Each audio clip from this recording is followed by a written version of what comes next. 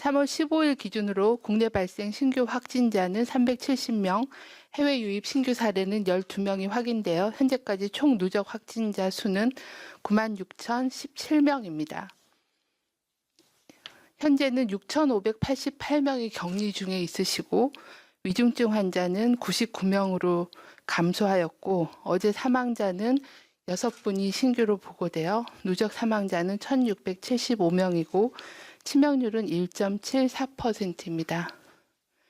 삼가 고인의 명복을 빌고 유가족께는 심심한 위로의 말씀을 드립니다.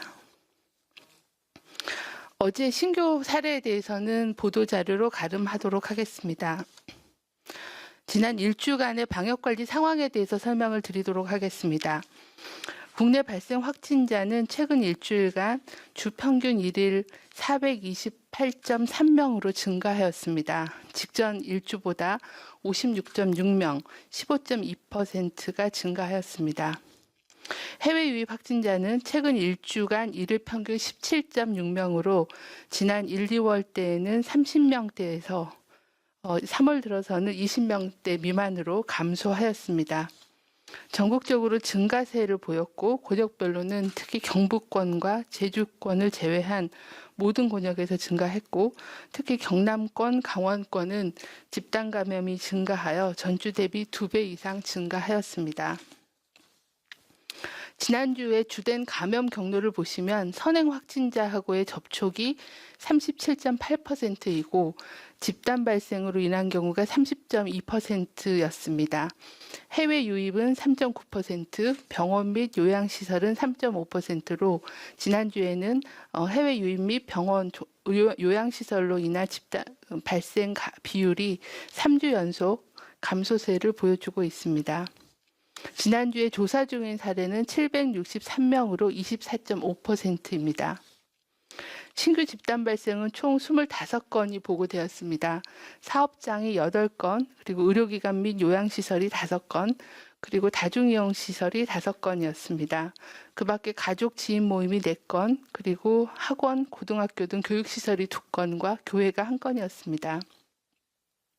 위중증 환자와 사망자 수는 1월 이후에 지속 감소하고 있고 치명률은 1.75%로 소폭 감소하였습니다. 하지만 여전히 80대 이상 어르신들의 치명률은 20%가 넘는 높은 수준입니다.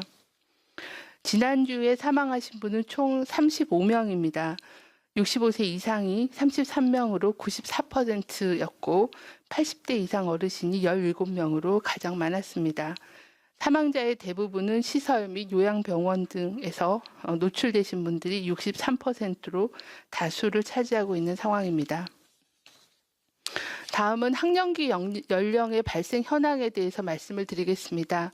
올 1월 이후에 3에서 18세 학령기 연령의 발생 현황은 전체 확진자의 약 11% 정도를 차지하고 있습니다.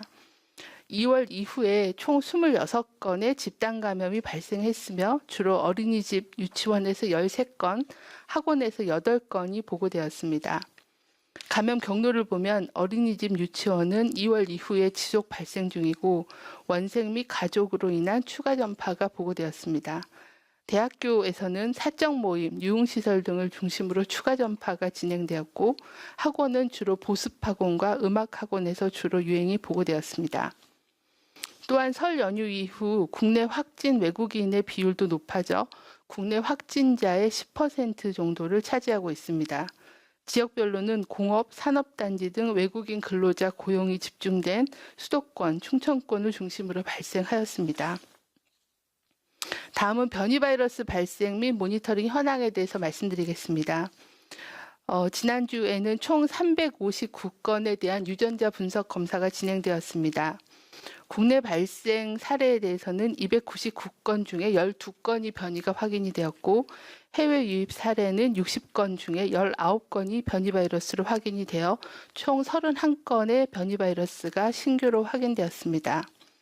지난 10월 이후 현재까지 확인된 변이 바이러스는 총 213건입니다. 유형별로는 영국 변이가 178건, 남아공 변이가 28건, 브라질 변이가 7건이었습니다. 지난주에 신규로 확인된 31명에 대한 인지 경로를 보면 해외 유입은 19건이었고 국내 발생이 12명이었습니다.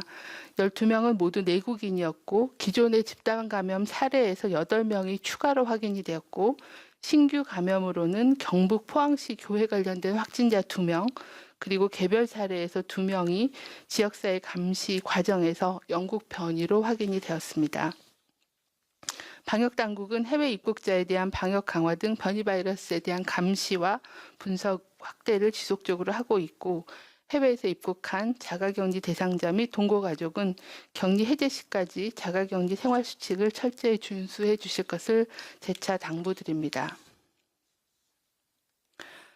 중앙방역대책본부는 지난주에는 확진자 수가 전주 대비 15% 이상 증가하였고 또 확진자 수가 3,400명대를 계속 지속하고 있는 정체 상태라고 판단하고 있습니다. 최근에 그 감염 확산의 위험 요인과 당부 사항에 대해서 말씀을 드리겠습니다.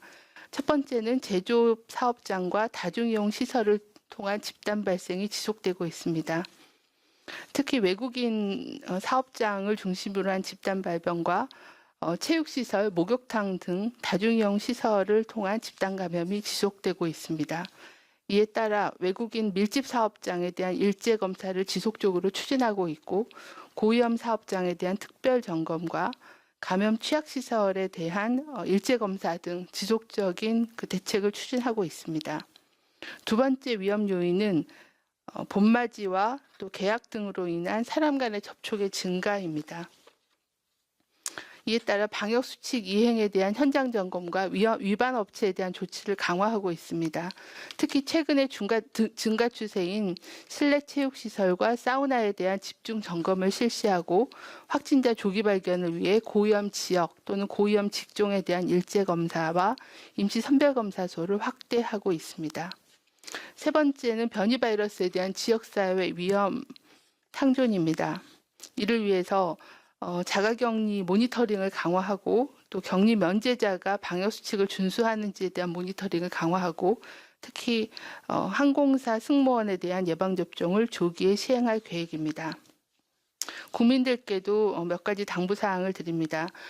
최근 사우나, 실내체육시설 등 다중이용시설과 또 공장 등 사업장의 경우는 한정된 공간에서 다수가 이용을 하면서 코로나19 감염 확산의 위험이 더욱 증가하고 있습니다. 시설 내에서의 감염 및 전파를 차단하기 위해 이용자 그리고 시설 책임자, 종사자 모두 방역 수칙을 준수해 주시기를 바랍니다. 특히 조금이라도 의심 증상이 있으면 출근을 자제하고 사우나 등 다중이용 시설의 방문, 이용은 금지하고 선별진료소에서 즉시 검사 받아주실 것을 당부를 드립니다. 계속 말씀드린 것처럼 방역 수칙 3가지를 잘 준수해 주시기를 요청을 드립니다. 장소, 상황을 불문하고 실내에서는 항상 마스크를 착용해 주시고 마스크를 벗어야 되는 상황은 가급적 피해 주시길 바랍니다. 둘째, 5인 이상의 집합금지 등 거리두기를 실천해 주시길 바랍니다. 마지막으로는 의심 증상이 나오면 즉시 검사를 받아주시기를 바랍니다. 특히 의료기관이나 약국에서도 코로나19 의심 증상을 호소하는 환자가 있으시면 선별진료소에서 신속하게 검사를 받으실 수 있도록 적극 의뢰해 주시고 검사를 독려해 주실 것을 요청을 드립니다. 다음은 코로나19 예방접종 현황에 대해서 말씀드리겠습니다. 3월 15일 기준으로 어제는 신규로 1,074명이 추가 접종을 받아서 현재까지 58만 8,958명에 대한 1차 접종이 완료되어 접종률이 74.3%입니다. 기관별로는 요양병원이 86.6%, 요양시설이 77.3%, 1차 대응 요원이 55%, 그리고 병원급 이상 의료기관이 75.2%의 접종률을 보입니다.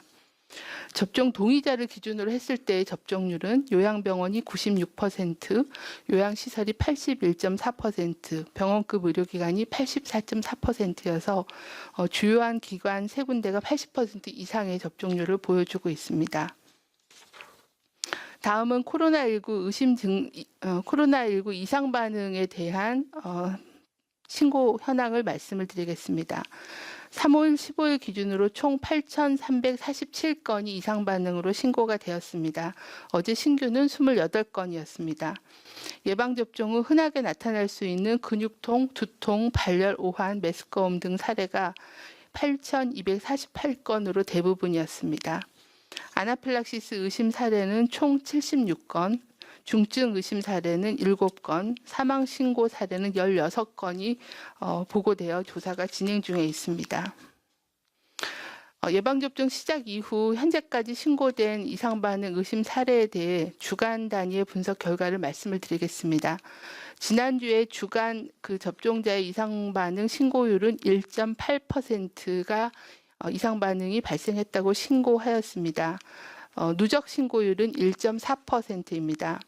신고율을 보면 성별로는 여성이 2.1%, 남성이 1.0%로 여성이 좀 더 많은 신고를 하셨습니다. 연령별로는 20대가 3.6%, 30대가 1.7% 등으로 젊은 연령층에서의 이상 반응 발생 신고가 더 많았습니다. 기관별로는 요양병원이 5.3%, 병원급 이상 의료기관이 2.2%로 주로 보고하였으며 백신 제조사별로는 아스트라제네카 백신이 1.9%, 화이자 백신이 0.4%로 신고가 되었습니다.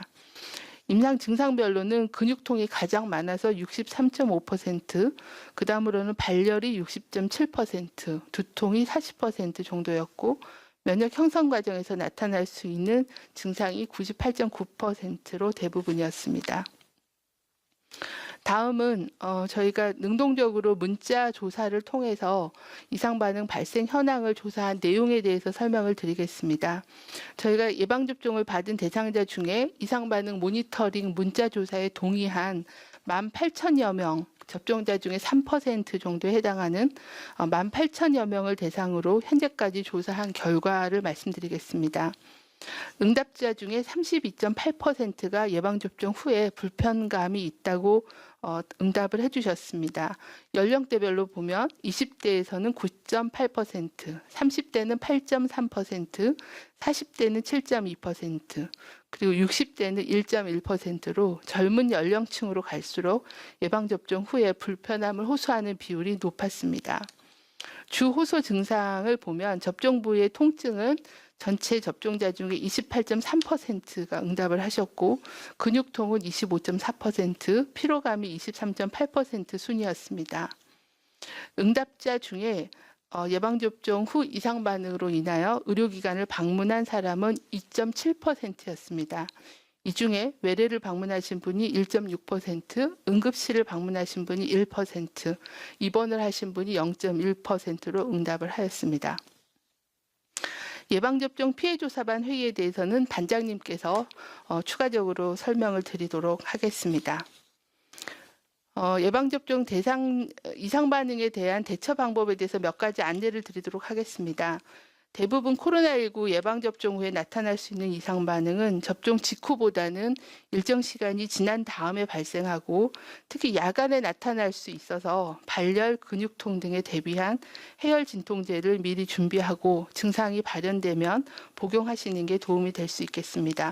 이러한 증상은 대부분 2, 3일 내에는 사라지지만 계속 지속되거나 악화될 경우에는 의료기관의 진료를 받으시는 것이 필요합니다. 다음은 이어서 2분기 시행 계획에 대해서 말씀을 드리도록 하겠습니다. 코로나19 예방접종 대응 추진단은 오는 4월부터 75세 이상 어르신들을 시작으로 해서 65세 이상 고령층에 대한 접종을 시작하며 일부 만성질환자, 그리고 특수교육, 장애아 보육 및 보건교사, 그리고 보건의료인, 그리고 사회필수 인력 등 1,200만 명을 목표로 예방접종을 실시하는 2분기 시행계획을 확정하여 말씀드리겠습니다. 이번 시행계획은 지난 1월 28일에 말씀드린 코로나19 예방접종 계획에서 제시한 접종 우선순위를 바탕으로 최근에 구체화된 백신 공급 계획을 반영하여 수립하였으며 지난 3월 10일 예방접종 전문위원회 심의를 거쳐서 결정하였습니다. 2분기 시행계획의 추진 목표는 크게 5가지입니다. 첫 번째는 상반기에 총 1,200만 명을 대상으로 접종을 준비하겠습니다. 둘째, 집단 감염과 중증 위험이 모두 높은 고위험군을 중점적으로 보호하겠습니다.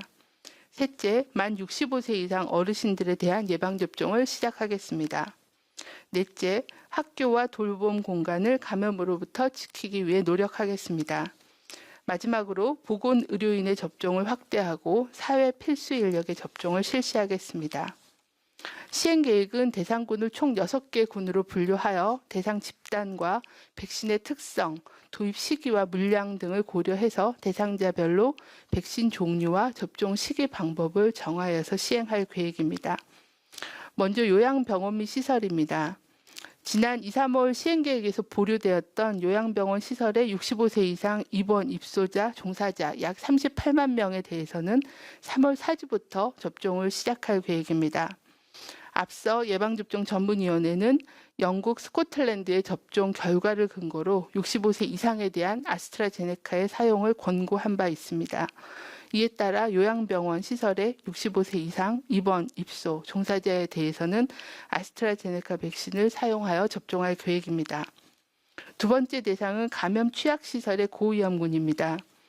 노인, 장애인, 노숙인 시설 등 거주 이용 시설은 집단 감염의 위험이 높은 고위험군에 해당됩니다. 또한 감염에 취약한 노인, 장애인 대상 돌봄 서비스를 제공하는 종사자들은 고위험군을 보호하기 위해 우선 접종 대상으로 분류하였습니다.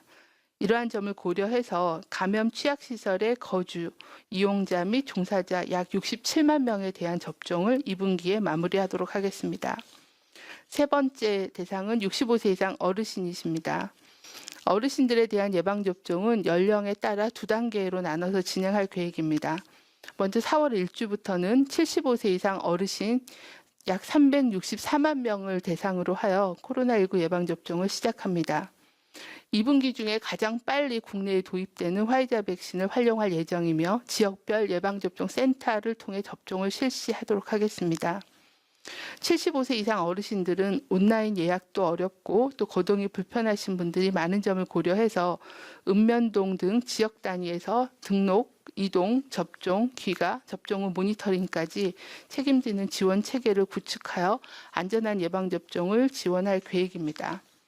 또한 접근성을 제고하기 위해 예방접종 센터를 4월 중에는 140개소, 6월 중에는 69개소를 추가적으로 단계적으로 개소해서 7월까지는 총 254개소의 센터를 설치할 예정입니다. 65세부터 74세까지의 어르신은 약 494만 명입니다. 이들에 대한 접종은 5월 말 6월부터 시작하여 아스트라제네카 백신을 사용하며 전국의 10,000개소 이상의 위탁 의료기관을 활용하여 접근성과 편의성을 높일 계획입니다. 다음은 학교 및 돌봄 공간의 종사자입니다.